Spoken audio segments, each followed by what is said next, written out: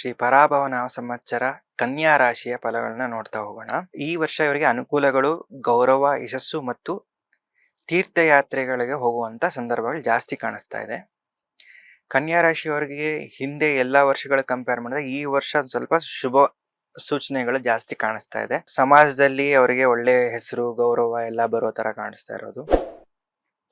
ಜೀವನದಲ್ಲಿ ಒಂದ್ ಸ್ವಲ್ಪ ಸಂತೋಷವಾಗಿರುವಂತ ಸಮಯ ಅಂತ ಹೇಳ್ಬಹುದು.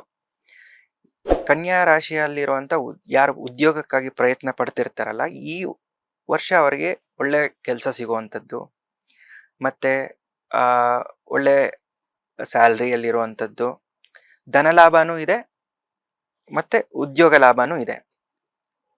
ವ್ಯಾಪಾರಸ್ಥರಿಗೂ ಅಷ್ಟೇ ಒಳ್ಳೆ ಫಲಿತಾಂಶಗಳನ್ನ ಪಡ್ಬೋದು. ಅವರು ಇನ್ವೆಸ್ಟ್ಮೆಂಟ್ಸ್ಗೆ ಒಳ್ಳೆ ಸಮಯ ಆಗಿರುತ್ತೆ. ರಾಜಕಾರಣಿಗಳಿಗೆ ಇದು ಒಳ್ಳೆ ಸಮಯ ಆಗಿರುತ್ತೆ. ಒಳ್ಳೆ ಹೆಸರು ಬರುತ್ತೆ, ಜನರಿಂದ ಮನ್ನಣೆ ಬರುತ್ತೆ. ಇಂಥವ್ರಾದ್ರೆ ಒಳ್ಳೇದು ಅನ್ನೋದು ಒಂದು ರೆಕಗ್ನೈಸೇಷನ್ ಅನ್ನೋದು ತುಂಬಾ ಚೆನ್ನಾಗಿ ಸಿಗ್ತಾ ಹೋಗುತ್ತೆ. ಮತ್ತೆ ಸಿನಿಮಾ ಮತ್ತೆ ಮಾಧ್ಯಮದಲ್ಲಿ ಯಾರು ಇರ್ತಾರೋ ಅವ್ರಿಗೆ ಹೊಸ ಹೊಸ ಅವಕಾಶಗಳು ಬರುತ್ತೆ, ಯಶಸ್ಸು ಇರುತ್ತೆ. ಅವ್ರಿಗೆ ಸಕ್ಸಸ್ ರೇಟು ಜಾಸ್ತಿಯಾಗಿ ಇರುತ್ತೆ. ವಿದ್ಯಾರ್ಥಿಗಳಿಗೂ ಶ್ರಮ ಕಡಿಮೆ, ಫಲಿತ ಜಾಸ್ತಿ ಇರುವಂತ ವರ್ಷ ಆಗಿರುತ್ತೆ. ಅವ್ರು ಏನೇ ಪ್ರಯತ್ನ ಪಟ್ರು ಒಂದು ಸಕ್ಸಸ್ ರೇಟ್ ಅನ್ನೋದು ಜಾಸ್ತಿ ಸಿಗ್ತಾ ಹೋಗುತ್ತೆ. ಆಧ್ಯಾತ್ಮಿಕದಲ್ಲಿರುವಂಥವ್ರಿಗೆ ತೀರ್ಥಯಾತ್ರೆಗಳು, ದೇವಸ್ಥಾನಗಳು ಇಂಥದ್ದು ಪ್ರದೇಶಗಳಲ್ಲಿ ಹೋದಾಗ ಅವ್ರಿಗೆ ಯಾರಾದ್ರು ಕಾಣಿಸೋದು, ಗುರುಗಳು ಕಾಣಿಸೋದು, ಇಂಥದ್ದೆಲ್ಲ ಕಾಣಿಸ್ತಾ ಇದೆ.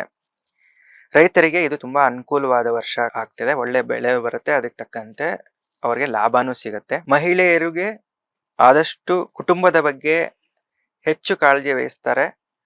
ಹೊಸ ಹೊಸ ಕರ್ತವ್ಯಗಳು, ಹೊಸ ಹೊಸದೇನು ಅವರು ಕೆಲಸಗಳು ಹೋಗುವಂತ ಸಂದರ್ಭಗಳು ಸಿಗುತ್ತೆ. ಒಟ್ಟಿನಲ್ಲಿ ಧನ ಲಾಭ ಜಾಸ್ತಿಯಾಗಿ ಕಾಣಿಸ್ತಾ ಇದೆ. ಸಕ್ಸಸ್ ರೇಟು ಮತ್ತೆ ಗೌರವ ಅನ್ನೋದು ಜಾಸ್ತಿ ಇರುತ್ತೆ ಅವರಿಗೆ. ಈ ಒಂದು ಕನ್ಯಾ ರಾಶಿಯವರಿಗೆ ಇನ್ನ ಒಳ್ಳೆ ಫಲಿತಾಂಶಗಳು ಬರಬೇಕು ಅಂತಂದ್ರೆ ಅವರು ಆದಷ್ಟು ತಿರುಪತಿ ವೆಂಕಟರಮಣ ಸ್ವಾಮಿನ ಆಗ್ಲಿ, ತಿರುಪತಿಗೆ ಹೋಗಿ ಬರೋದಾಗ್ಲಿ, ಈ ತರದ ಹೋದಾಗ ಇನ್ನ ಒಳ್ಳೆಯ ಫಲಿತಾಂಶವನ್ನು ಅವ್ರನ್ನ ನಿರೀಕ್ಷಿಸಬಹುದು. ಲೇಟೆಸ್ಟ್ ಹಾಗೂ ಇಂಟ್ರೆಸ್ಟಿಂಗ್ ಸುದ್ದಿಗಳಿಗಾಗಿ ಬಾಸ್ ಟಿವಿ ಕನ್ನಡ ಚಾನೆಲ್ನ ಸಬ್ಸ್ಕ್ರೈಬ್ ಮಾಡಿ. ಹಾಗೆಯೇ ಬೆಲ್ ಐಕಾನ್ ಪ್ರೆಸ್ ಮಾಡಿ. ಇದರ ಜೊತೆಗೆ ಫೇಸ್ಬುಕ್, ಇನ್ಸ್ಟಾಗ್ರಾಮ್, ಎಕ್ಸ್ ನಲ್ಲೂ ಮಿಸ್ ಮಾಡದೆ ಫಾಲೋ ಮಾಡಿ.